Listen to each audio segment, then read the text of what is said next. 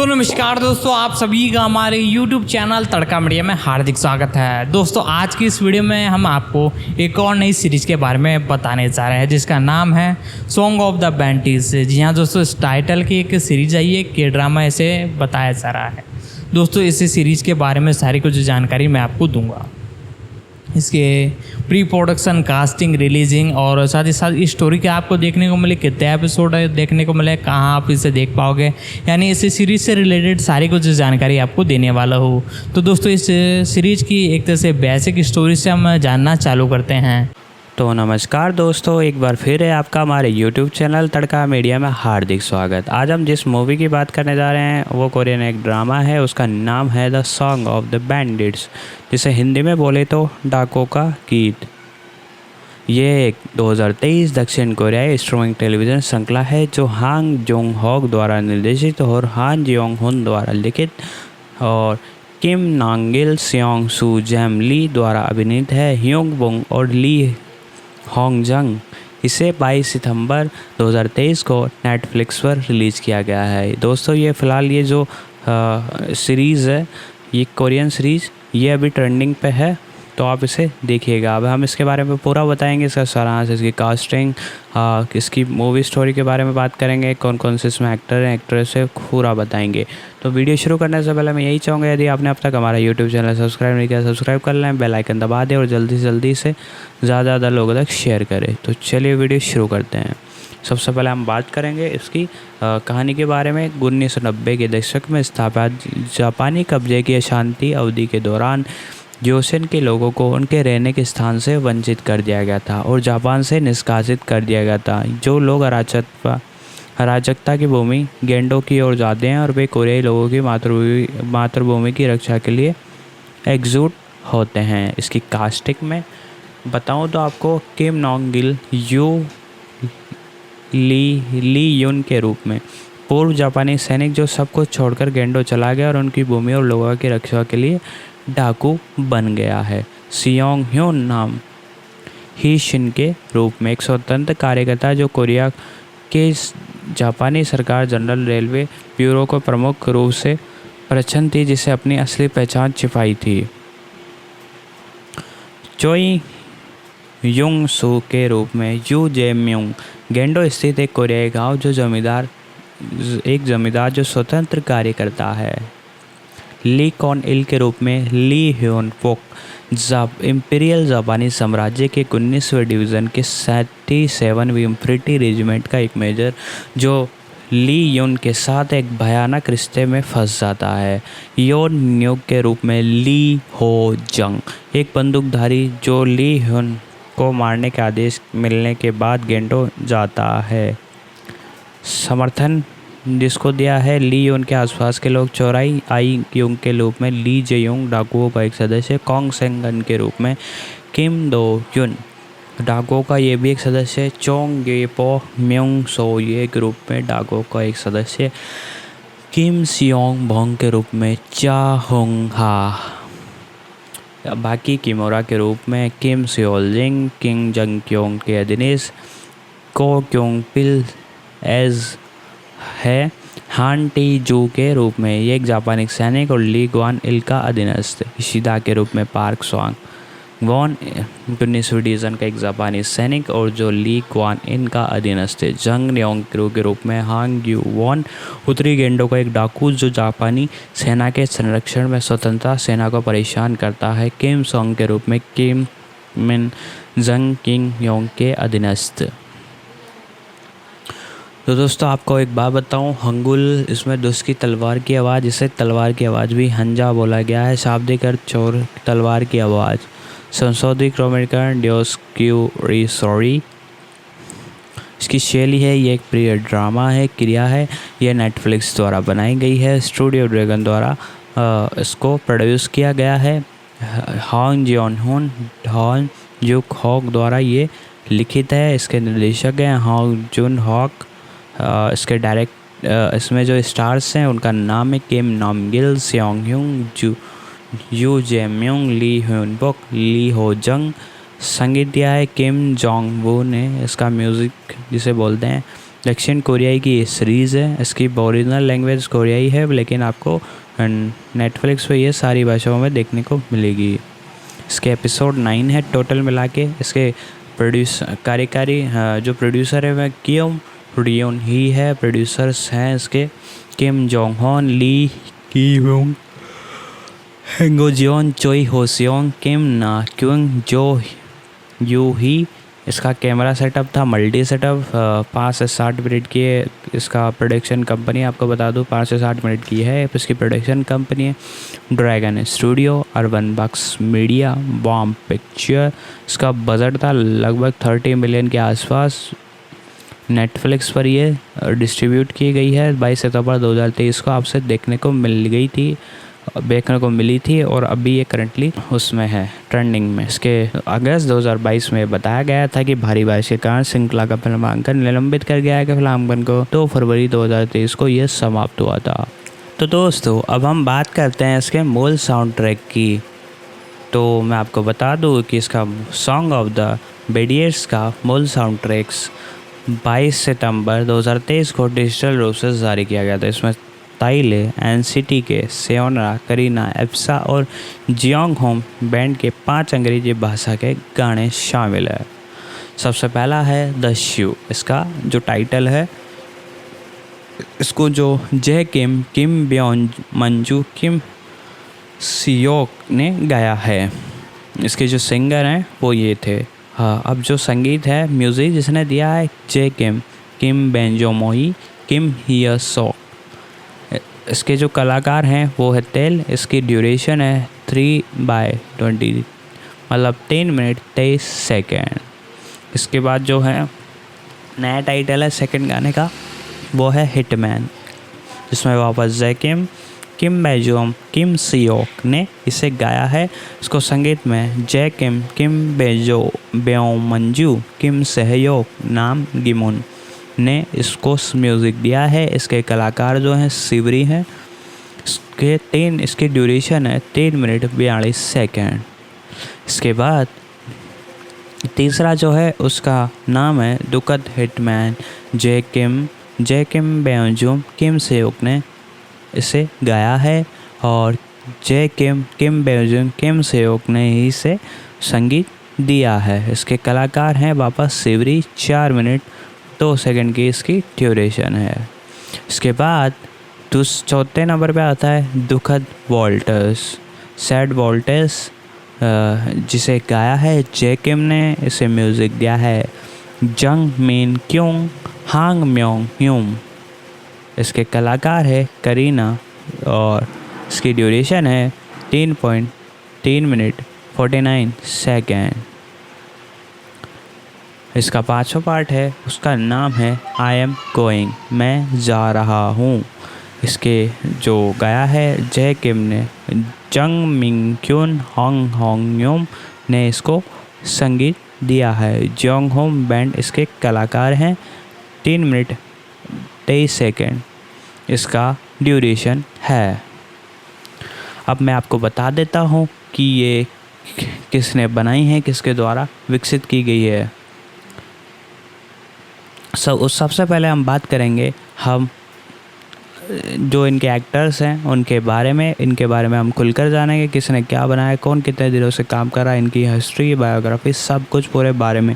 तो वीडियो में बने रहिए। वीडियो पसंद आ रहा है तो इसे लाइक कीजिए, शेयर कीजिए। आपका लाइक करना हमें मोटिवेशन देता है और आपके शेयर करने से हमें खुशी मिलती है। तो इसे लाइक कीजिए, शेयर कीजिए। अब इसके स्टार की बात कर लेते हैं। सबसे पहले जिनका नाम आता है वो है किम नोंग गिल। अब हम जानेंगे किम नोंग गिल के बारे में। किम नोंग गिल एक साउथ कोरियन एक्टर हैं जो प्रोड्यूसर, डायरेक्टर, गायक और एक परोपकारी हैं। उन्हें आपदा ब्लॉकबस्टर पेंडोरा 2016 के प्रमुख भूमिकाओं में से जाना जाता है।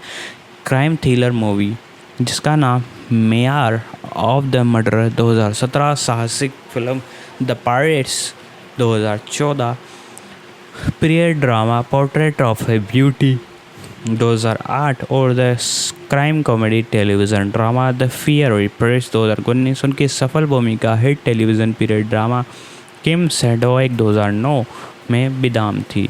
किम एक गैर लाभकारी संगठन गिल्डर्स के संस्थापक और सीईओ हैं जो सांस्कृतिक विरासत को संरक्षित करने के लिए, कला को बढ़ावा देने के लिए और विशेष परियोजना राहत कोष जुटाने पर ध्यान केंद्रित करता है। किम को एक अभिनेता के रूप में उनकी बहुमुखी प्रतिभा के लिए जाना जाता है और अक्सर व्यावसायिक मूल्य और कलात्मक प्रकृति वाली भूमिकाओं के साथ परियोजनाओं को संतुलित करने के लिए जाना जाता है। उन्हें फोर्ब्स द्वारा कोरिया 2020 में शीर्ष 14 सबसे शक्तिशाली सितारों में 17वें स्थान पर रखा गया था। 3 फरवरी 2021 को किम ने फिल्म निर्माण कंपनी सनाई पिक्चर के प्रमुख हॉन चैन-डेओक के साथ मिलकर एक व्यापार मनोरंजन company Gill store E&T launch की। इनके करियर की बात करें तो इनका करियर टेलीविज़न से शुरू हुआ था, पर मैं आपको इनके बारे में और बता देता हूँ। इनका जन्म मार्च 13 को 1980 को हुआ था। इस हिसाब से इनकी उम्र 43 ईयर्स है। सियोल दक्षिण कोरिया के रहने वाले हैं। इनका व्यवसाय अभिनेता, फिल्म निर्माता, निर्देशक। इनका जो वर्किंग ईयर है वो है 1999 से अभी तक ये काम करते आ रहे हैं। 1999 में इन्होंने 1999 के इन्होंने वर्क करना शुरू किया था। आपको मैंने बताया गिल स्टोरी E&T के ये मालिक हैं। ये कंपनी का नाम है। इनके पिता का नाम है किम नॉन्ग हिल, ये कि एक कोरियाई नाम है। और इनके करियर के बारे में हम जान लेते हैं। सबसे पहले हम टेलीविज़न के बारे में आते हैं। किम ने टेलीविज़न पर अपने अभिनय करियर की शुरुआत की थी 1999 में KBS युवा नाटक स्कूल 1 में एक छोटी भूमिका के साथ इन्होंने अपनी करियर की शुरुआत की। 4 साल बाद उन्होंने MBC द्वारा प्रतिवर्ष आयोजित 2003 टैलेंट ऑडिशन पास किया और वह नेटवर्क के शो जैसे बी स्ट्रॉन्ग, गी मासून में विभिन्न छोटी भूमिकाओं में दिखाई दी। इस दौरान वे मंच नाम ली हॉन का उपयोग कर रहे थे, जिसे उन्होंने समान नाम वाले एक अन्य कोरियाई अभिनेता कॉम नॉन्गिल के साथ भ्रम से बचने और खुद को एक अधिक परिष्कृत छवि देने के लिए बनाया था। बाद के वर्षों में उन्होंने टेलीविज़न नाटकों में सबसे अधिक सहायक भूमिका निभाई। अलविदा सोलो, प्रेमी और जब वसंत आता है, इसमें इन्होंने अत्यधिक सहायक भूमिकाएं निभाई। 2009 में किम को ऐतिहासिक नाटक क्वीन कंसोर्ट में सहायक छात्रों के रूप में से एक चुना गया था। एक ऐसी भूमिका जिसने बहुत ही जल्दी उनके जीवन को बदल दिया। यह वह उस वर्ष की सबसे अधिक रेटिंग वाली टीवी श्रृंखला में से एक बन गई थी।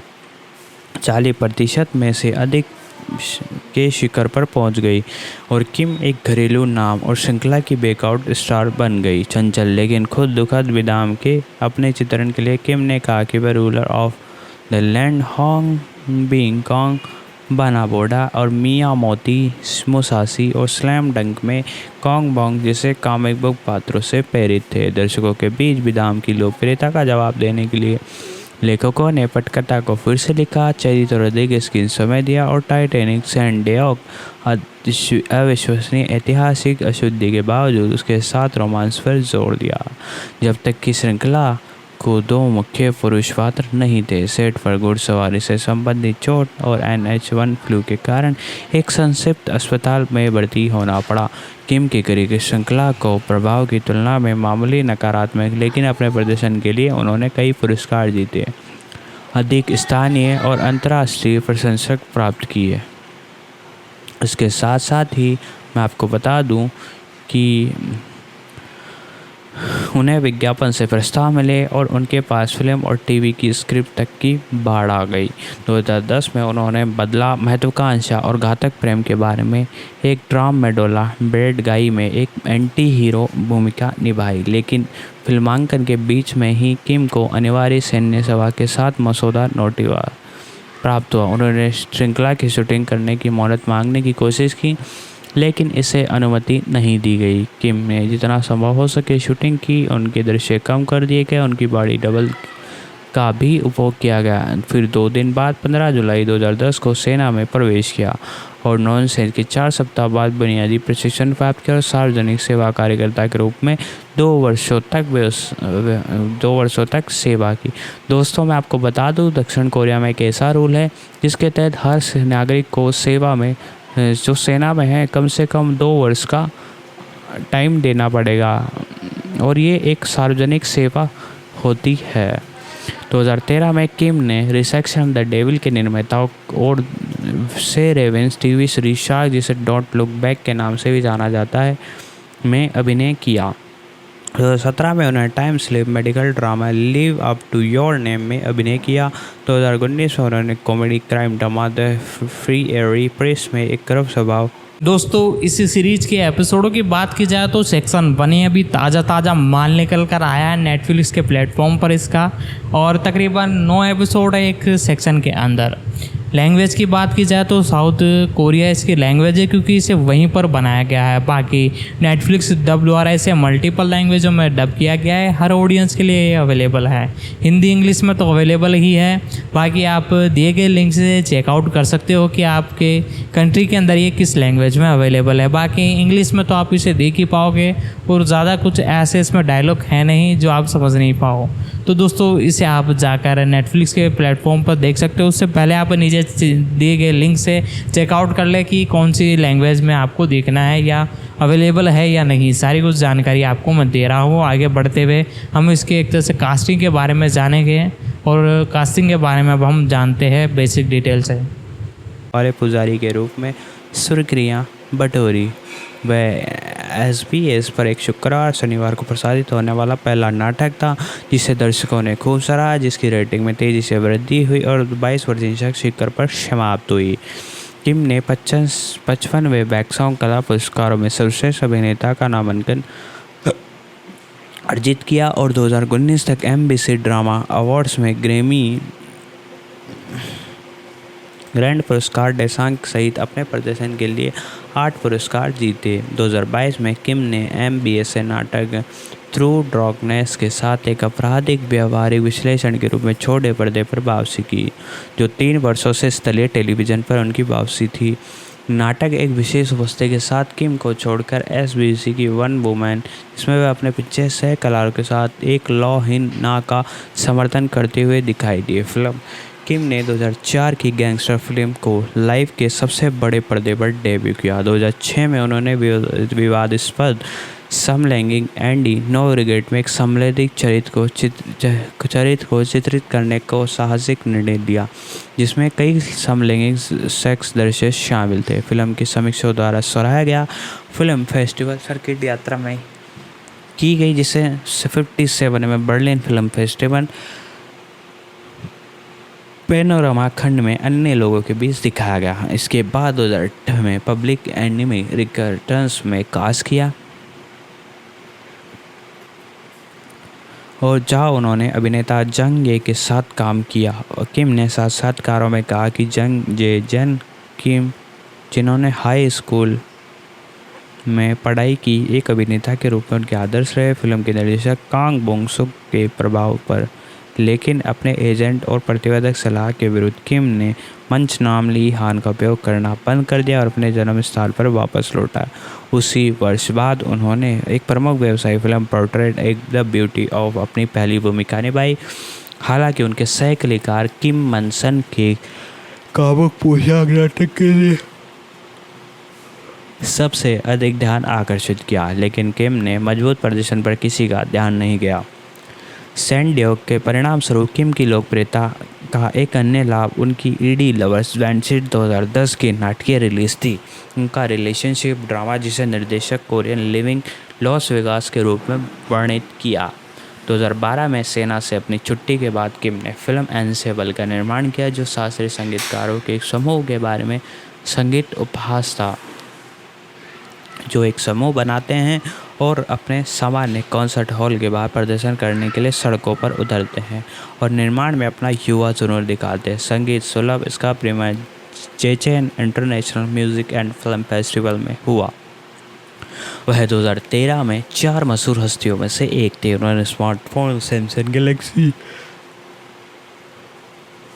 S4 का उपयोग करके मीट ए लाइफ कैंपेन विषय पर लघु फिल्म का निर्देशन किया। उन्हें लघु फिल्म हेलो मॉम और एक माँ उसकी बेटी के बीच प्यार को दर्शाया, जो एक गर्मजोशी बड़ी भावना पैदा की। एक एनालॉग फिल्म है। इसके बाद 2014 की period adventure film the pirates आई, जिससे उन्होंने शाह को सह कलाकार सोंग जे-यन के साथ फिर से जोड़ा। उन्होंने अगली बार 2015 की थ्रिलर द शेमलेस पुरस्कार विजेता अभिनेत्री जियोन डो योंग के साथ अभिनय किया। किम ने एक जासूस की भूमिका निभाई जो उस हत्यारे की प्रेमिका के प्यार में पड़ जाता है, जिसकी वह जांच कर रहा है। द शेमलेस का वर्ल्ड प्रीमियर 2015 को Cannes film festival uncertain redox section में हुआ। नामगिल को अगली बार शक्तिशाली रईस ह्योंग साइंग ड्योइंग के रूप में लिया गया, जिसकी उपपत्नी period film the sound of a flower में पंसोरी का किरदार निभाती है। 2016 में किम ने आपदा ब्लॉकबस्टर पेंडोरा में एक परमाणु संयंत्र के विस्फोटक के परिणाम को चित्रित करते हुए अभिनय किया। पेंडोरा का अंतर्राष्ट्रीय स्तर पर अंतर्राष्ट्रीय फिल्म महोत्सव और पुरस्कार मकाओ में प्रीमियर हुआ था, जिसे खड़े होकर सराहना मिली। 2017 में किम ने action thriller mayor of the murder में romance drama film one day में अभिनय किया। 2019 में किम ने comedy film the on family zombie on sale में अभिनय किया। 2020 में किम ने horror film the call set में अभिनय किया। 2012 में किम ने बैक टू बैक रोड नामक पुस्तक प्रकाशित की, जो उनके पिछले 2 वर्षों का संस्मरण है, जिसमें स्वयं द्वारा ली गई तस्वीर शामिल थी, जिसमें फोटोग्राफर चो नाम रेोंग द्वारा खींचे गए न्यूजीलैंड के दृश्य और दर्शक ली यू चोंग का योगदान भी शामिल है। दोस्तों, मैं एक और बात आपको बता दूं और अन्य इनके बात करूं तो 2012 में किम ने back to back road series नामक पुस्तक प्रकाशित की। दोस्तों, ये बुक भी लिखते हैं, जो आपको पहले ही बताया था, एक लेखक भी हैं जिन्हें पिछले 2 सालों तक का संस्मरण है। वे स्वयं ली द्वारा ली गई पिक्चरें शामिल थी। इसमें फोटोग्राफर चो नाम रेोंग द्वारा खींचे गए न्यूजीलैंड के दृश्य और लेखक ली यून चोंग का योगदान भी शामिल है। उन्होंने जुलाई 2013 में उन्होंने जापान का अपना पहला एकल रिलीज किया, शीर्षक ट्रैक कोजी कामाकी के रोमन का कवर है, जो एकल में क्वीन सैंड्रॉक साउंड ट्रैक में किम के 2 गाने भी शामिल है। 2022 में किम ने cup volume 1 half% and tamps inspired नामक एक साक्षात्कार पुस्तक जारी की, जिसमें रचनात्मक स्रोत के प्रेरणा स्रोत के बारे में 10 रचनाकारों की कहानियों का संग्रह किया गया था। 2022 में उन्होंने @नेम ग्लिंडर्स यूजर नेम के तहत अपना निजी इंस्टाग्राम अकाउंट खोला और नवंबर 2022 तक एजेंसी ने पुष्टि की कि ऑटोग्राफ डोनेशन 2022 में नाम गिल्स यूनिवर्स स्ट्रॉन्ग शो की बुकिंग के दौरान सियोंग हेवलिन का ग्राउंड क्रश के कारण 31 अक्टूबर 2000 से 8 नवंबर तक के लिए स्थगित कर दिया गया। दोस्तों, मैंने आपको पहले बताया था 99 से काम करना शुरू किया था, लेकिन फिल्म में इन्होंने 2004 से काम करना शुरू किया था। टेलीविज़न पे 1990 से काम करते आ रहे हैं। सबसे पहला था 2004 में कम जीवन लाइव चौकी पर पुलिस अधिकारी की भूमिका निभाई थी। इन्होंने सबसे छोटी छोटी भूमिकाओं से शुरू किया। 2006 पीछे मुड़कर ना देखें, कोई पछतावा नहीं, शोकवू गिमते जैन की भूमिका निभाई। 2008 में सार्वजनिक शत्रु की वापसी पाक सू मोन की भूमिका निभाई। 2010 में वापस मॉडर्न लड़का मॉडर्न बॉय हिंडा के सिसुके एक सौंदर्य कश्ती से 2008 में इनमें कॉमसू की भूमिका निभाई। 2009 में सेलफोन जंग यू हुन जो। 2010 में प्रेमी गायब हो गए। सो इनमें की परिकार भूमिका नहीं। 2012 में कलाकारों की टुकड़ी, इसका बारे में हमें पता नहीं है दोस्तों। नमस्ते माँ में काई की भूमिका निभाई, उसमें बल्कि ये निर्माता और निर्देशक थे। कलाकारों की टुकड़ी दोस्तों इन्होंने भूमिका ये थी निर्माता की। और नमस्ते माँ में 2013 में ये एक लघु फिल्म और निर्देशक थे। शॉर्ट फिल्म थी उसकी और निर्देशक थे। के बाद समुद्री लुटेरे जंग साजन की भूमिका निभाई एज एक्टर। सबकी जेब हो कथावाचक मतलब बोलने वाले दस्तावेजी आवाज़ थे। जंग ले जिंग हॉन की भूमिका निभाई। एक फूल की ध्वनि ह्यूंग सोंग डेवोंग गोंग की 2015 में, 2016 में पेंडोरा कौन से हुक, 2017 में एक हत्यारे का संस्मरण मेरी ताए जू, एक दिन ली कॉन्ग सू की भूमिका निभाई। 2019 एक अजीब परिवार बिक्री पर जो भी प्राग मिनगुल की भूमिका निभाई। 2020 में अलमारी की भूमिका निभाई हैगो क्योंग हू। 2020 में ठीक है मैडम घबराया हुआ आदमी केमिया कराता हीरोरे। 2022 में आपातकालीन घोषणा ह्यूंग सू की भूमिका निभाई। इसके बाद 2022 में शिकार करने टोक्यो शाखा एजेंट की भूमिका निभाई। तर्क आदमी व्यू जिंग की भूमिका निभाई। यात्री समय 2023 में आएगी ये काकोटवा मोल की काकोआ टीपी मूल पर ये आएगी, इस पर अभी तक बताया नहीं गया है ये काई की भूमिका निभाएंगे। इसके बाद टेलीविज़न सेक्ली 99 से वर्क करते आ रहे। इन्होंने सबसे पहले जो काम किया था उसका नाम था विद्यालय नंबर 1। मिन सो की भूमिका निभाई। MBC बेस्टर थिएटर कांग सू का लव हाउस 2004 की है। नॉन स्टॉप फॉर ह्यून बिन का दोस्त की भूमिका निभाई। मीठे बंस में हांग जॉन का प्रेमी की भूमिका निभाई। 2005 में मजबूत बनो ग्यूम जल 9 सेओंग हान की भूमिका निभाई। 5th वेव गणतंत्र दिवस पाक जी मैन की भूमिका निभाई। मेरा प्यार सैम जल्द ही क्यों किम ब्यूंग ताई की भूमिका निभाई। 2006 अलविदा सोलो यू जेन एन की भूमिका निभाई। 2006 में प्रेमियो ताई सन की भूमिका निभाई। 2007 जब वसंत आता है किम जोंग की भूमिका निभाई। कई प्रश्न जो हमें खुश करते हैं से जोक्यू की भूमिका निभाई। 2009 में रानी सौंदेवक विदाम की भूमिका निभाई। इसके बाद अमेज़न के आंसू इसमें इन्होंने आवाज़ दी है थी त्रासदी के आंसू रोल निभाया। 2010 व्यक्तिगत पसंद कैफ़े में बैठा हुआ आदमी की भूमिका निभाई है पूरा आदमी किम शिम गनयुक की भूमिका निभाई। इसके बाद 2013 में शार्क में हॉन्ग सी क्यू की भूमिका निभाई। 2017 में फिर वापस आए अपने काम पर अपने नाम के अनुरूप जो है वो। 2019 में उग्र पुजारी किम है हिल की भूमिका। 2021 में इन्होंने एक भूमिका निभाई एक औरत एक पुजारी वर्ग जो स्वर्ग की ओर ले जाता है, इसकी भूमिका निभाई। 2022 में इन्होंने किया अंधेरे में गीत हायांग। दोस्तों इनके बारे में 2023 के मूवी के बारे में जानना चाहते हो कि कौन कौन सी मूवी आएगी तो आप हमें कमेंट बॉक्स में लिख दें, हम उसके लिए ऊपर एक अलग से वीडियो बना देंगे। वेब सीरीज वीडियो ने कॉफ़ी की है सबसे पहला 2022-23 में द्वीप की और वैन की भूमिका निभाई। इसके भाग पार्ट 2 है। अभी 2023 में वेब सीरीज है जिसका नाम था डाको का गीत ली यून की भूमिका निभाई है। और टेलीविज़न शो आपको बताया 19 में ट्रांस फ्रीडम फाइटर का सदस्य था समाथा का जीवन, इसमें आवाज़ दी इन्होंने। टिप्पणी दस्तावेजी है कि ओशन फाइंडर 2020 में अब 22 की जो आने वाली है मछली पकड़ने वाले गांव में एक खाली घर में रहना। निर्माता उसका उनके निर्माता है डायरेक्टर हैं। 2023 में कुछ भी छोड़ो इसमें कास्ट के सदस्य हैं, मतलब एक्ट्रेस की भूमिका निभा रहा है ली संग्यों के साथ। इसके संगीत वीडियो में भी आ चुके हैं ये। 1999 में उपहार में किम जांग हुंग की और 2005 में ध्यान और शुरू करना एम स्ट्रीट की मत भूलो यह लाल सिर्फ 10 दिन। 2007 में जे की भूमिका निभाई। होस्टिंग 2018 में। 2023 बुसान अंतर्राष्ट्रीय फिल्म महोत्सव हान जिंग किम के साथ।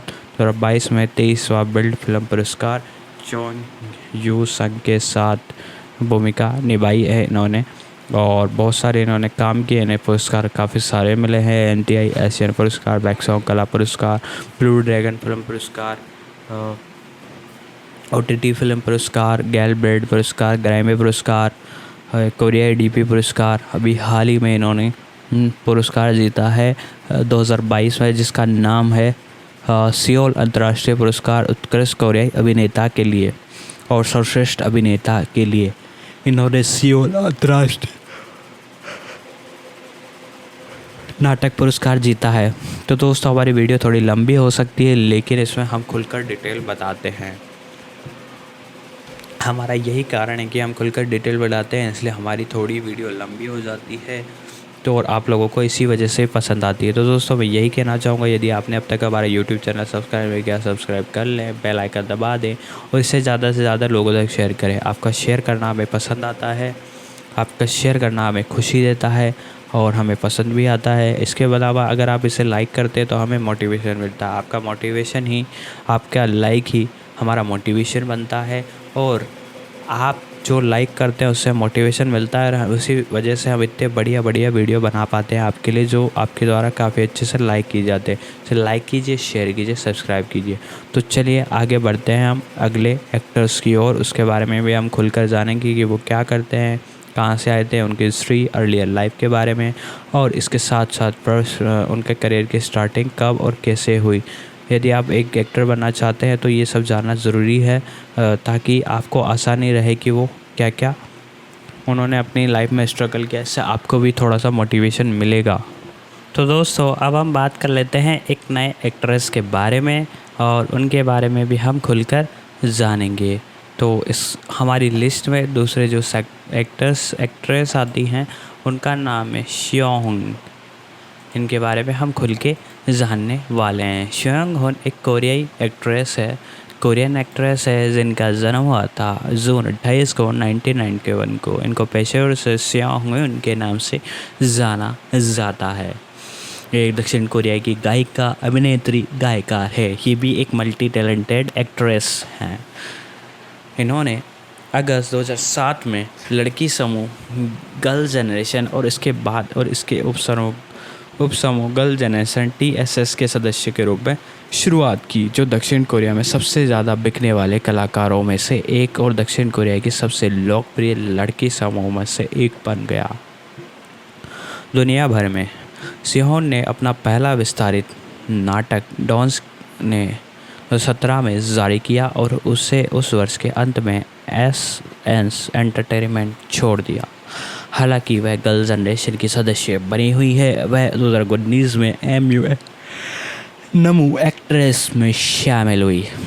अपने संगीत करियर के अलावा उन्होंने अपने खुद को एक अभिनेत्री के रूप में स्थापित किया है। टेलीविज़न नाटक पैशनेट एंड लव 2013, मोन लवर्स, स्कॉलेट हार्ट ट्रियो 2016 में उनकी सहायक भूमिका के बाद उन्होंने bad thief, good thief 2017, time, private life 2020 और जिंक्स एंड फर्स्ट में अभिनय किया। 2022 में उनकी पहली फिल्म में काम, लव एंड लिवेज 2022 शामिल है। उन्होंने moon, embrace in the sun, the with the wind, the mamma mia सहित स्टेज भूमि और दक्षिण कोरियाई कॉल संस्करणों में भाग लिया। इनके प्रारंभिक जीवन के बारे में बता दूं तो आपको इन सियोंग का जन्म 28 जून 1921 में सियोल, दक्षिण कोरिया में सियों जियोंग होंग के रूप में हुआ। वह अपने परिवार में इकलौता संतान है, मतलब परिवार में इकलौती संतान है। उनके कोई भाई बहन नहीं है। पियो के माँ पियो, उनकी माँ एक पियोन स्कूल में अध्यक्ष थी। सियोंग होंग को बचपन में पियोन के साथ ही वायलिन और पारंपरिक कोरियन ड्रामा बजाना सिखाया गया था। उन्होंने बचपन में घुड़सवारी और स्केटिंग भी की। उनके माता पिता ने उसके लिए सेलिब्रिटी बनने के लिए प्रोत्साहित नहीं किया, लेकिन सियोंग होंग ने उन्हें इस बारे में श्रेय किया कि उन्होंने इसे अलग अलग चीज़ों का अनुभव देकर अपने करियर चुनने में मदद की। 5वीं कक्षा के छात्र के रूप में सियोंग होंग की खोज एक प्रतिभा स्काउट ने सबवे ट्रेन में यात्रा करते समय की थी। उस समय SM इंटरनेशनल अपने ऑडिशन के लिए बच्चों के गाने गाए और उन्हें प्रशिक्षु के रूप में स्वीकार किया गया। सियोंग होंग ने गायिका बनने में BO, ISI और VNKL को अपने प्रमुख प्रभावों के रूप में दृश्य किया। सियोंग होंग ने फरवरी 2014 में MU आर्ट्स में हाई स्कूल की स्नातक की उपाधि प्राप्त की। उन्होंने टोंगयोंग विश्वविद्यालय में भाग लिया और इसके साथ साथ ही आपको बता दूं कि दोस्तों थिएटर अभिनय में पढ़ाई की और 2017 में स्नातक की उपाधि प्राप्त की। स्नातक समारोह में एक उपलब्धि पुरस्कार प्राप्त हुआ और साथ ही गर्ल जनरेशन सदस्य यूना उसके विश्वविद्यालय में पढ़ती थी। करियर की आपको मैंने पहले ही बताया कि दोस्तों इनका जन्म 28 जून 19 हुआ। इसके हिसाब से इनकी उम्र 1991 को हुआ। इनकी हिसाब से इनकी उम्र 32 ईयर्स ओल्ड है। सियोल, दक्षिण कोरिया में फ़िलहाल ये रहती है। टोंगयोंग विश्वविद्यालय में इनका जो है शिक्षा हुई है। उसके बाद व्यावसायिक प्रतिनिधि, गायक भी, अभिनेत्री भी हैं। इनको नमो अभिनेता संगीत करियर में प्रतिनिधि मिलता है। शेलिया कश्मीर पॉप भी गाती हैं। R&B है। सक्रिय वर्ष इनका 2007 वर्तमान तक है। 2007 से अभी तक ये काम करती आ रही हैं। लेवल है इसका SM। सदस्य लड़कियों की पीढ़िया, लड़कियों की TV, TSS, ATS साउंड। इनकी अधिकारी वेबसाइट पर आप जाकर इनकी और भी जानकारी जान सकते हैं। वैसे आपको जानने की ज़रूरत नहीं पड़ेगी क्योंकि हम सारा इसमें खुलकर हमारे द्वारा बताया गया है। इनको आधिकारिक नाम सोचियो उनके नाम से भी जाना जाता है। जुआन हंचा के रूप में उसका संशोधन होता है। और अब आपको इनके बारे में और बता देते हैं। इनके करियर की 2007 से 11 की बात करें तो 2007 में सियोंगो को बालिका समूह गर्ल जनरेशन के सबसे कम उम्र सदस्य के रूप में अपनी आधिकारिक शुरुआत की। 2009 में उन्होंने हिट एकल जी की रिलीज के बाद समूह को सबसे महत्वपूर्ण लोकप्रियता मिली। सियोंग ने शुरुआती एकल का में ज़्यादातर साइड प्रोजेक्ट और मूल साउंड ट्रैक रिकॉर्ड किए गए गाने शामिल थे। हालांकि उन्हें अधिक समय व्यावसायिक सफलता नहीं मिली। अनुभवी गायिका जू हुंग मिल के साथ ह्यूंग गीत जजाला ने 2009 में एनिमेटेड एशियन म्यूजिक अवार्ड्स में trout music of the year नामांकित अर्जित किया। 2010-11 में सियोंग हुंग ने NCM बुल में योंगा के साथ SMG में विभिन्न शो वी गॉट मैरिड 2002 में दिखाई दी।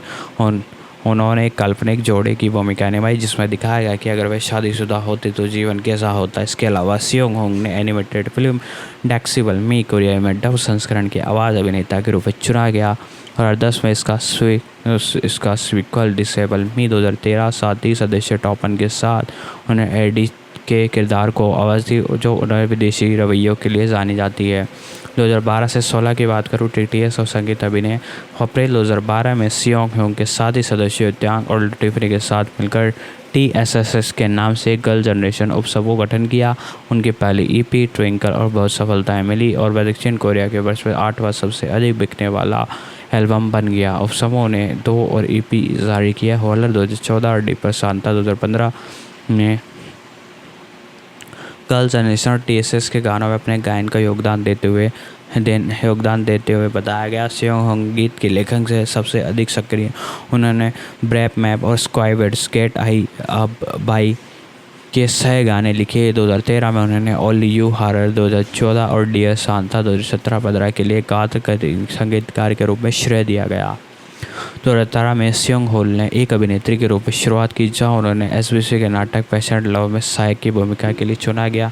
उन्होंने हॉन ह्यूंग रिम नामक एक पशु चिकित्सक छात्रा और एक मुख्य किरदार का पहला प्यार निभाया। निदेशक के बारे में बाय ने कहा कि सियोंग होल का व्यक्तित्व उनकी भूमिका से बिल्कुल मेल खाता है और उनके चरित्र प्रति उनकी समझ और अभिव्यक्ति एक नौसिखिया अभिनेत्री से कहीं अधिक है। सियोंग ह्यून ने स्वयं को एक ऐसे व्यक्तित्व के रूप में प्रतिनिधित्व किया है जो गायन और अभिनय दोनों पसंद करती है। ने संगीत और थिएटर में रुचि विकसित करना शुरू किया। उन्होंने संगीत अभिनेत्री जोंग ह्यूंग के प्रमुख प्रभाव के रूप में नामित किया गया जो बाद में उनकी गुरु बनी। हालांकि वे लंबे समय से संगीत में शामिल होना चाहती थी लेकिन उनके कास्टिंग के प्रस्तावों को अस्वीकार कर दिया क्योंकि उसे लगा कि वे इसके लिए तैयार नहीं है। जनवरी 2014 में उनकी इच्छा पूरी हुई जब उन्होंने पहली बार संगीत अभिनय भूमिका स्वीकार की। सियोंग हुंग ने संगीतमय मूव एम्ब्रेस द सन में अपनी नाट्य शुरुआत की जिसे इसी नाम से उपन्यास में रूपांतरित किया गया। सियोंग हुंग ने एक मुख्य भूमिका निभाई योंग ब्यू हैक कुलिन परिवार की बेटी जिसका राजा और उसके दोनों भाई उसके साथ जिसका राजा और उसके दोनों भाई उसके साथ प्रेम संबंध है। जनवरी 2015 में सियोंग हुंग को गॉन विद द विंड पर आधारित एक फ्रांसीसी संगीत द अटेंड इन नेमवेट में द वेट एंड कोरिया संस्करण स्कोला ओहरा की भूमिका में लिया गया। उनके प्रदर्शन के लिए उन्हें उत्साहजनक समीक्षा मिली। इसके साथ ही ओइसन सेकोंड में उन्होंने कहा कि सियोंग का प्रदर्शन बड़ा से आगे नहीं बढ़ा सका जिसे समान भूमिका निभाई। उन्हें उग्रवाद ने अभिमानी स्कॉटलैंड कोहारा पूर्वक को सफलतापूर्वक व्यक्त किया गया। और इस साथ साथ दोस्तों मैं आपको ये और बता दूं कि स्पॉट चोंगसे ने किम हंग जोट्सु से कभी कभार अनाड़ी अभिषेक का उल्लेख किया है लेकिन उनकी तुलना में नौसिखिया दिनों के दौरान जो क्यूजोंग से कहीं एयर गीत के समान भावनात्मक वाले लाने की उनकी क्षमता और संगीत का सबसे महत्वपूर्ण हिस्सा एक अभिनेत्री प्रति एक अनुभवी अभिनेता की प्रतिद्वंदी एक छोटी सी अवधि के बाद करियर के दौरान उन्होंने कभी एक महिला के जीवन में विभिन्न रंग और अनोखे आकर्षण दिखाई दिए। जून 2016 में सेयोंग हो को संगीत में मम्मा मिया के कोरियाई संस्करण में कास्ट किया। उन्होंने सोफी नामक एक 26 वर्षीय भावी दुल्हन का किरदार निभाया, जो अपनी शादी के दिन ये पता लगाने की उम्मीद करती है कि उसका जैविक पिता कौन है। CNB जर्नल के किम म्योंग यॉन ने सेयोंग होन के पिछले संगीत प्रदर्शनों के सुधार पर उनकी टिप्पणी की उनके स्वाभाविक अभिनय और साहसी पक्ष की प्रशंसा की, जबकि न्यूज़ 1 के पार्क जियोंग होन ने दावा किया है कि सेयोंग होन के प्रदर्शन संगीत को सर्वश्रेष्ठ बना दिया गया और अधिक मनोरंजनकारी। सेयोंग होन ने अपने पहली बार चीन के romantic film so I married and anti fan के एम्बेसी के ऐतिहासिक ड्रामा मून लवर्स में सहायक भूमिका निभाई। बाद में उन्हें 2016 में NBS ड्रामा अवार्ड्स में विशेष अभिनय पुरस्कार मिला। 2017 से 18 की बात करें तो SM एंटरटेनमेंट में एकल शुरुआत और प्रस्थान। 2017 में सेयोंग होल अब एक एकल एल्बम जारी करने वाली तीसरी जनरेशन सदस्य बन गए, जिनका पहला विस्तारित नाटक डॉट से 9 शीर्षक रिलीज हुआ। इसका रिकॉर्ड में सेयोंग होन ने अपनी खुद की संगीत शैली को आकार देते हुए उत्पादन प्रक्रिया पर पूरी पहल नियंत्रण लिया, जिसे वह कई बड़े संगीत समूह होने के कारण पूरी तरह करने से असमर्थ थी। बिलबोर्ड के तरह हरमन ने कहा कि एल्बम ने गायक को नई परिपक्वता प्रदान की है। डॉट से 9 दक्षिण कोरियाई एल्बम चार्ट शीर्षक स्थान प्राप्त किया है और अपनी एकल रिलीज शामिल होने के लिए उन्होंने कॉन्सर्ट रेजिडेंटी का आयोजन किया। लव लिस्ट शियोहिल शीर्षक SS एंटरटेनमेंट कलाकारों के साथ संगीत कार्यक्रमों में एक श्रृंखला का हिस्सा on site web drama Ruby love के भाग लेने के बाद सेयोंग ने SVP का सप्ताह नाटक थे बैड थीफ गुड थीफ में कांग सोंग जून के रूप में अभिनय किया, जो पुलिस महिला से जांचकर्ता बनी जो दुर्व्यवहार के खिलाफ लड़ने के लिए संघर्ष करती है। अधिकारों और उसके चरित्र के चित्रण के लिए 2017 में MBC ड्रामा अवार्ड्स में सर्वश्रेष्ठ नई अभिनेत्री पुरस्कार दिलाया। अक्टूबर 2017 में सेयोंग होन ने अपना अनुबंध समाप्त होने के बाद SS एंटरटेनमेंट छोड़ दिया और गर्ल्स जनरेशन के साथ उनके भविष्य की गतिविधियाँ चर्चाएं बनी हुई है। और 2018 में सेयोंग होन को MBC melodrama at the times में एक मुख्य महिला किरदार सेयोंग जी हुन के रूप में लिया गया, जो एक उज्ज्वल और आशावादी महिला थी। उन्होंने अपने भाई की दुखद मौत के बाद उदास हो गई थी। सितंबर 2018 में सेयोंग होन ने सियोल, बैंकॉक, ताइबे और चाक हांगकांग में अपने पहले man fan meeting tour memories की घोषणा की। 2019 से अभी वर्तमान तक की बात करूँ तो 2019 में सेयोंग होन ने 9 एक्टर्स के साथ हस्ताक्षर किया और नई एजेंसी के साथ हस्ताक्षर करने के एक साल बने लघु नाटक हेलो ड्रैकुला में अभिनय किया। इसके साथ साथ ही आपको बता दूं कि उन्होंने एक प्राथमिक विद्यालय की अध्यापिका अन्ना की भूमिका निभाई, जिसे उस दिन अपनी भावनाओं से अपनी माँ से छिपाया जाए जब वह समलैंगिक होने की बात सामने आई थी। जब वर्ष के अंत पर उन्होंने JCVT टेलीविज़न श्रृंखला प्राइवेट लाइव्स में यान चू यंग के साथ एक ठग की भूमिका निभाई, जिससे दक्षिण कोरिया में जीवित रहने के लिए एक भ्रामक रास्ता चुनना पड़ता है। फरवरी 2022 में सेयोंग होन ने मेंटोंग मॉरल साइंस पर आधारित नेटफ्लिक्स की मूल लव एंड मिसेस मूल अभिनेत्री के रूप में अपनी शुरुआत की। उन्होंने सक्षम जनरल संपर्क में टीम सदस्य जंग जीवू का किरदार निभाया, जिससे गलती से अपने सहकर्मी BDS इच्छाओं का पता चल गया। इससे इसकी भूमिकाओं के लिए उन्हें 58वें पैक्सोंग कला पुरस्कारों में फिल्म श्रेणी के तहत सर्वश्रेष्ठ नई अभिनेत्री के पुरस्कार के लिए नामांकित किया गया। और अप्रैल 2022 में सेयोंग होन ने न्यू एक्टर्स के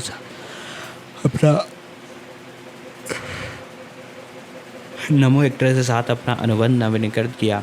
जून 2022 में सेयोंग होन ने KBC फंतासी रोमांस श्रृंखला जिंग एंड फर्स्ट में अभिनय किया। उन्होंने सेउल बिंग का किरदार निभाया, जिसके पास किसी भी व्यक्ति को छूने उसके साथ भविष्य देखने की विशेष क्षमता है। इस भूमिका के लिए उन्हें 2022 में KBA ड्रामा अवार्ड्स में सर्वश्रेष्ठ अभिनेत्री का पुरस्कार दिलाया। साथ ही ये मुख्य पुरुष सह अभिनेता ना इंचिंग बू के साथ सर्वश्रेष्ठ युगल पुरस्कार भी मिला। सियोंग हो ने आगामी film holy nights demon hunters और द सिंकिंग द किम में अभिनय करने की घोषणा की। वह नेटफ्लिक्स की मूल श्रृंखला सॉन्ग्स ऑफ द बेडशीट्स में अभिनय करेगी। अब आपको इनके अन्य चीज़ों के बारे में बता दें। सबसे पहला परोपकार, ये क्या क्या करती हैं, डोनेशन वगैरह भी देती हैं। 2011 में सियोंग होंग ने संयुक्त राष्ट्र में पूर्व महासचिव बांग चुंग बिंग मून में अपने जीवन गुरु और रोल मॉडल के रूप में नामित किया, जिन्होंने अपने पुस्तक एक समय में उन्हें सबसे कठिन समस्या में मदद की थी।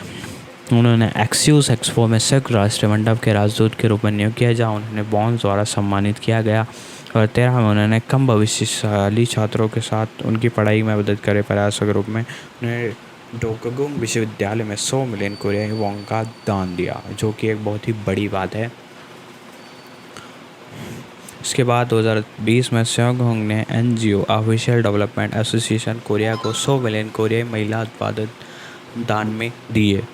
और अप्रैल 2022 में सियोंग होंग ने महिलाओं के उत्पादों के लिए 70,000 सैनिटरी पैड दान किए गए सभी स्त्री उत्पादों में से कुल 31 संगठनों में से वितरित किया है, जिसका नाम नानम रोजगार कल्याण फाउंडेशन की 4 उईजिओबू सदस्य परिवारों के लिए बहुसांस्कृतिक परिवार सहायता केंद्र उईजिओबू क्षेत्रीय बाल केंद्र एसोसिएशन सदस्य संगठन शामिल है और बहुसांस्कृतिक और 1500 से अधिक छात्रों को व्यक्ति गए कम आय वाले परिवार। इसका अनुमोदन बताऊं तो 2011 से 13 तक सियोंग होल सौंदर्य प्रदर्शन ब्रांड में द फेस शॉप के आधिकारिक अंतर्राष्ट्रीय राजदूत थे। 2016 से 2018 की बात करें, सियोंग होंग को साथी सदस्य यूरी के साथ हेयर केयर ब्रांड पेंटेन के लिए दक्षिण कोरियाई राजदूत में नियुक्त किया गया। सियोंग उनको mid range beauty brand clinic के लिए एशिया प्रशांत राजदूत के रूप में नियुक्त किया गया। दोस्तों, इसके साथ साथ ये बताऊँ को 2022 में सियोंग होंग को एक दक्षिण कोरियाई प्राकृतिक त्वचा विज्ञान कॉस्मेटिक ब्रांड एक्वेल एक्वेल के लिए प्रेरणा के रूप में चुना गया। तो दोस्तों, अब मैं आपको जैसे बताया था कि इन्होंने 2007 से वर्क करना शुरू किया था, तो सबसे पहला अजय विवाह इनका था मूवी, तो इन्होंने वहाँ से काम करना शुरू किया। इसके बाद इन्होंने काम किया 7 राजकुमारियों की ग्रोह की भूमिका निभाई, कैमियो किया था इन्होंने। इसके बाद 2013 में भाऊ प्यार, ये एक टेलीविज़न श्रृंखला थी, यहाँ से काम करना शुरू किया। इसके बाद डेसिबल 2000 मुफ्तली फिल्म थी इनकी 2010 में, डेसिबल में एडिस कोरियाई डब थी, इसमें इन्होंने आवाज़ दी थी। तो ये काम इन्होंने किया। तो अब हम जानते हैं अगले एक्ट्रेस के बारे में, उसके बारे में हम खुलकर जानेंगे। ये दोस्तों, एक बार फिर आखिरी बार मैं कहना चाहूँगा, यदि आपने अब तक हमारा यूट्यूब चैनल सब्सक्राइब नहीं किया, सब्सक्राइब कर लें। और अब तक आपने हमारा शेयर नहीं किया तो कर दें। आपका शेयर करना हमें खुशी देगा और आपका लाइक करना हमें मोटिवेशन देगा। अगले एक्टर्स की बात करते हैं, जिनका नाम ली होक बुक है। ली होक बुक जन्म 17 जून 1985 को दक्षिण कोरिया अभिनेता के रूप में हुआ है। दोस्तों, इनके बारे में आपको मैं बताता हूँ, इनके फुल पार्ट के बारे में। इन्हें टेलीविज़न श्रृंखला हेल इज़ अदर पीपल 2019 और माइन 2021 और रेमरिस एंड डिज़ायर 2022 में उनकी भूमिकाओं के लिए जाना जाता है। इनकी अर्लियर लाइफ और एजुकेशन के बारे में बता दूँ तो मिडिल क्लास स्कूल में, तब उन्हें अभिनय में अब जब Lee Hong Bing D middle class school में थे, तब से ही उन्हें अभिनय की रुचि हो गई थी। उनके माता पिता उनके खिलाफ थे, लेकिन उनकी दादी ने उन्हें एक अभिनय अकादमी में दाखिला लेने में मदद की और ली ने आर्ट्स अन्यांग आई हार्ड स्कूल और कोरियाई नेशनल यूनिवर्सिटी ऑफ आर्ट्स में स्नातक की भूमिका प्राप्त की। आपको मैं बता दूं तो इनका जन्म तो दोस्तों, आज की इस वीडियो में हम इस कोरियन सीरीज़ के बारे में जान रहे हैं, जो कि बहुत ही बेहतरीन लोगों द्वारा बताई जा रही थी। इसकी स्टोरी मैंने आपको बता दी है। और अब आगे बढ़ने से पहले मैं आपसे यही कहना चाहता हूँ, यदि आप चैनल पर नए हो तो पहले तो चैनल को सब्सक्राइब कर लीजिएगा, बेल आइकन दबाकर इसे ऑल पर सेट कर लीजिएगा, ताकि हमारी जितनी भी अपकमिंग वीडियोज़ है उन सभी का नोटिफिकेशन आप तक पहुँच सके। बेल आइकन दबा लीजिएगा, चैनल का बेल आइकन दबाकर इसे ऑल पर सेट कर लीजिएगा, ताकि हमारी जितनी भी अपकमिंग वीडियोज़ है उन सभी का नोटिफिकेशन आप तक पहुँच सके। और जहाँ तक हो सके इस वीडियो को अपने दोस्तों तक भी शेयर करने की कोशिश कीजिएगा। दोस्तों, अब हम इसके एक तरह से सारी कुछ जानकारी जान चुके हैं। एपिसोड के बारे में भी मैंने आपको एक्सप्लेनेशन बता दी है कई एपिसोडों की, और अब हम इसकी एक तरह से कास्टिंग के बारे में जानते हैं। 85 को आता है, इस हिसाब से इनकी उम्र 38 ईयर है। इन योंगी ब्रांड दक्षिण कोरिया के रहने वाले हैं।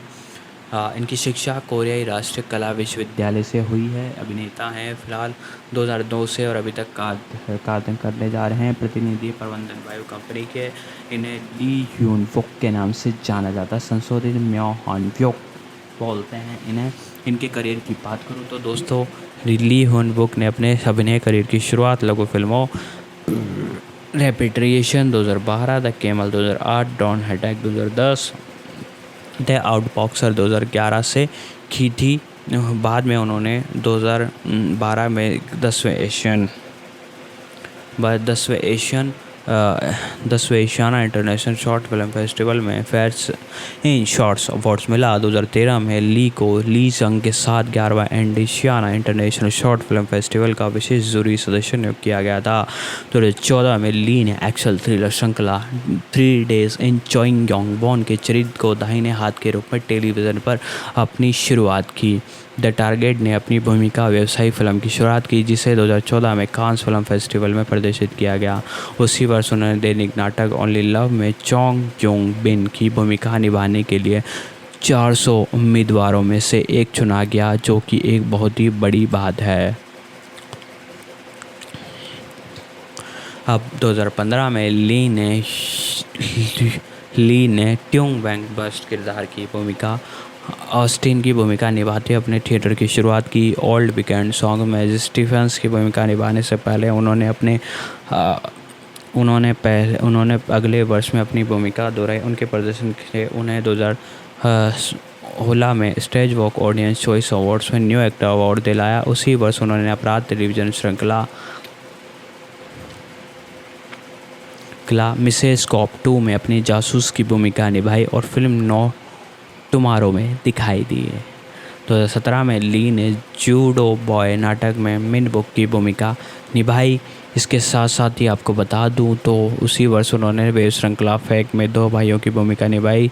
मई 2019 में ली ने मैनेजमेंट एयर के साथ विशेष अनुबंध पर हस्ताक्षर किया। अक्टूबर 2018 में उन्होंने टॉक में बॉब की भूमिका निभाना शुरू किया, एक भूमिका जिसे उन्होंने सितंबर 2019 में गैनफो में 2 दिवसीय प्रदर्शन के लिए दोहराया गया। 2019 में ली ने नाटक द प्राइड में ओलिवर की भूमिका निभाई।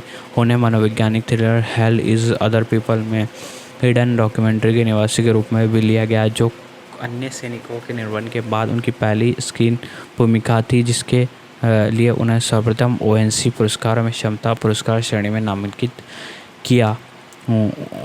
उसी वर्ष के अंत में उन्होंने पेगासस मार्केट में 10वें एपिसोड की अतिथि भूमिका निभाई, जिसके लिए उन्हें करीबी दोस्त ली डोंग हिंग ने अभिनय किया। 2020 में ली सीक्रेट और चू और आई लाइव फिल्मों में दिखाई दी। द गुड डिटेक्टिव में पहले 3 एपिसोड में एक मिशनरी की भूमिका निभाई। इसके लिए उन्होंने एक टेलीविज़न श्रृंखला में उनकी ये पहली भूमिका के लिए चुना गया था, जिसके उन्होंने सैन्य थ्रिलर सर्च में एक लेफ्टिनेंट की भूमिका निभाई। और 2021 में ली ने वोंग जिन हा और रोवन ओ के साथ operatic comedy she winner lab no में अभिनय किया, जिसके बाद उन्हें बहुफिल्म टीवी नाटक माइन में अभिनेत्री ली बो यंग के चरित्र के प्रति रूप में एक अभिनय किया। डिवोइंग origin film shark the biggest में ह्योंग वॉन्ग युग के रूप में दिखाई दिया और अगली वेब श्रृंखला शार्क द स्टॉर्म में अपनी भूमिका ये फिर से निभाएंगे। 58 वेब बॉक्स ऑफिस फिल्म पुरस्कार में से ली जाइंग को हांग जिंग की भूमिका निभाने के लिए कोरिया नेट में सबसे सहायक अभिनेता के लिए नामांकित किया गया है। इतना ही नहीं, आपको दोस्तों बता दूं कि 2022 में ली ने नेटफ्लिक्स की मूल श्रृंखला रीमैरिज एंड डिज़ायर्स के मुख्य पात्रों के रूप में भी काम किया है। तो दोस्तों ये तो था इनके बारे में। अब हम एक और नए एक्टर के बारे में जानते हैं, जिनका नाम है ली होंग जुंग। ये एक्टर नहीं एक्ट्रेस है दोस्तों। कोरियन ड्रामा में ऐसा ही लगता है, क्योंकि कोरियन भाइयों बहनों के नाम हमारे ऐसे ही होते हैं। ली होंग जंग ये एक अभिनेत्री हैं। ली होंग जंग कोरियाई इनका जन्म था 20 जनवरी 1997 को। एक दक्षिण कोरियाई अभिनेत्री और मॉडल हैं। यह नाटक moon lovers, Scotland halt, Rio, steel let me introducer और नाइट लाइट में अपनी भूमिकाओं के लिए जानी जाती है। Hostage, Millie Swaite runners, battle of Jangsauri जैसी फिल्मों में भी दिखाई दी। 1997 से 2015 प्रारंभिक जीवन और करियर की शुरुआत। दोस्तों मैं आपको पहले बता दूं, ली होंग जंग, इनका जन्म 20 जनवरी 1997 को हुआ था। इस हिसाब से इनकी उम्र 26 उम्र की है। ये एक यंगेस्ट मॉडल है दक्षिण कोरिया की। अन्य नामों में होली के नाम से भी इन्हें जाता है। ये एक व्यावसायिक अभिनेत्री हैं और मॉडल भी हैं। सक्रिय 2012 से अभी तक काम करते आ रही है। बिल्कुल यंगेस्ट आपको मैंने बताया। एजेंटो YG कैपलर्स द्वारा ये स्पॉन्सर होती हैं। इनकी हाइट बता दो 170 सेंटीमीटर 5 फीट 7 इंच, जो कि बहुत अच्छी हाइट है। कोरियाई नाम का इनका नाम है ली होंग जॉन्ग। ली हाउजन भी हंजा के रूप में इन्हें जाना जाता है। और आपको मैं बता देता हूँ इनके करियर के बारे में। ली होंग का जन्म 1997 को दक्षिण कोरिया में हुआ। वह बचपन से फ़्लाइट अटेंडेंट के रूप में अपना करियर बनाने का सपना देखती थी और बड़े होते ली ने खेलों में रुचि थी, जिसमें वह तैराकी में भी शामिल थी। वह अक्सर स्कूलों में अपनी एथलेटिक क्षमताओं के लिए जानी जाती थी। मिडिल क्लास स्कूल में 153 सेमी की ऊंचाई के साथ ली को सबसे छोटा माना जाता था, कि उसके बावजूद 8वीं कक्षा में कोरियन नेक्स्ट टॉप मॉडल देखते समय ली ने विश्वास कहा कि वह किसी दिन एक फैशन मॉडल बन सकती है। उन्होंने कहा कि उत्पादों के डिज़ाइनों को अच्छी तरह से प्रस्तुत कर सकती है और बैक कर सकती है, भले ही उनकी ऊंचाई और एक रनवे मॉडल की आवश्यकताओं के अनुरूप नहीं है। औसतन 176 9वीं कक्षा में उनके अचानक वृद्धि का सामना करना पड़ा और उनकी लंबाई 15 सेंटीमीटर तक। अंततः हाई स्कूल के दौरान वह 170 सेंटीमीटर तक पहुंच गई और हाल की घटनाओं में उनके दोस्त में मॉडलिंग करियर बनाने का सुझाव देते हुए उन्हें प्रेरित किया गया, जिस पर ली ने और विचार किया। अनुभवी मॉडल जैंग जुन जू इन्फिनिटी चैलेंज के साथ जिंग जन सिंह को कोरियन नेक्स्ट टॉप मॉडल की दूसरी किस्त में शामिल हुए दिखाई देने पर ली ने संकल्प ली और मजबूत भी हो गई, जिन्होंने की सुरक्षा श्रृंखला जीती। ली ने विभिन्न पात्र कलाकारों के माध्यम से करियर के बारे में जानकारी एकत्र करना शुरू की। वह पुष्टि करने के बाद कि उसकी उम्र का कोई भी व्यक्ति मॉडल बन सकता है, उसने 2012 की गर्मियों के दौरान इंस्ट्रूमेंट मॉडल से पीड़ित एक मॉडल अकादमी में दाखिला ले दिया और अपना प्रशिक्षण शुरू किया। 15 वर्षीय ली ने SMC की एक पत्रिका सचित्र के माध्यम से एक स्ट्रीम मॉडल्स के तहत मॉडलिंग उद्योग में शुरुआत की। वह अवसर तब आया जब एक फैशन पत्रिका के संपादक ने से चित्रांकन के एक अनुभवी मॉडल से उसकी सिफारिश की। होंग जोंग ह्यून एक सुस्थापित फोटोग्राफर युवा गुमनाम मॉडल को कास्ट करने तब तक वह संशय में था जब तक कि उसे तस्वीरें खींचना शुरू नहीं की। तब से वह सियोल फैशन वीक में ताए की बिल्टन फॉल्टेस और होइंग टाइंग जिनके द स्टूडियो से कई डिज़ाइनर कैटवॉक पर चल चुकी है। मई 2015 में ली ने YG KG+ के साथ एक अनुबंध पर हस्ताक्षर किए। 2016 में वर्तमान अभिनय और बढ़ती लोकप्रियता। अपने पदार्पण के बाद से ली को एक अभिनेत्री के रूप में प्रतिष्ठित होने के लिए कई प्रस्ताव मिले। एक मॉडल के रूप में अपने पेशे को पसंद करते हुए उन्हें अपनी कंपनी द्वारा सुझाए गए अभिनय में सबक लेने से इनकार कर दिया कि उन्होंने एक रिहर्सल से नफरत थी, क्योंकि उन्हें रिहर्सल करने से नफरत थी। और इसके आगे की बात बताऊँ को कि वह अक्सर क्लास छोड़ देती, क्योंकि उनके करियर में 3-4 साल बाद हालांकि अपने करियर से 3-4 बार ली को नौकरी के साथ आने वाले दोहराव में जाने वाले कार्यों में थोड़ी थकान महसूस होने लगी। Woody Allen film magic in moonlight को देखने के बाद ली की मानसिकता में भारी बदलाव और वह फिल्म में एक चरित्र के रूप में जीना चाहते थे। फिल्म में उन्हें एक अभिनय में रुचि पैदा हुई।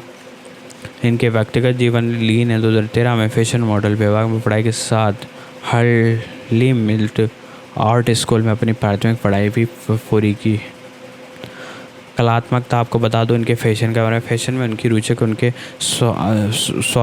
स्वामित्व वाले कपड़ों के डिज़ाइनों में उनकी अपनी शैली और पसंद के अनुसार सुधार और शौक तक फैली हुई है।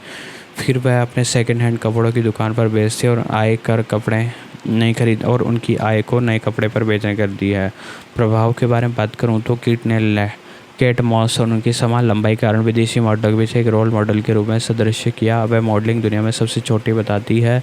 अभिनय के क्षेत्र में ली के अनुभव को अभिनेत्री चो वोंग हिंग के एक आदर्श के रूप में व्यक्त भी करती है। तो दोस्तों, कैसा लगा आपको वीडियो? यदि पसंद है उसे लाइक कीजिएगा, शेयर कीजिएगा और सब्सक्राइब कीजिएगा। मिलते हैं अगले वीडियो में। तो दोस्तों, इसके एपिसोडों की लेंथ की बात की जाए तो 50 से 60 मिनट एपिसोड की लेंथ है पर एपिसोड, यानी एक तरह से टोटल 9 एपिसोड है। आपके 5 से 6 घंटे टोटल इसमें जाने वाले हैं। तो आप इसे देखना चाहते हो तो आप जाकर देख सकते हो नेटफ्लिक्स के प्लेटफॉर्म पर। मैंने डिस्क्रिप्शन में एक लिंक दे दिया। यदि आप नेटफ्लिक्स का सब्सक्रिप्शन ले रखे हो तो बहुत बढ़िया बात है। यदि लेते हो तो आपको 50 से 60% का डिस्काउंट इंस्टेंट मिल जाएगा। साथ ही साथ दोस्तों, इसी के साथ दोस्तों, आपने यदि इस सीरीज़ को देख लिया है तो आप अपना रिव्यू नीचे कमेंट बॉक्स में दे सकते हो ताकि और भी लोग इसे देख सकें। और बाकी मैंने आपको बता दिए क्या स्टोरी आपको देखने को मिली। यदि आपको आज की हमारी ये वीडियो पसंद आई है तो वीडियो को लाइक कर दीजिएगा। चैनल पर नए हो तो चैनल को सब्सक्राइब कर दीजिएगा। दोस्तों, आज की इस वीडियो में इतना ही। मिलते हैं अगले वीडियो में।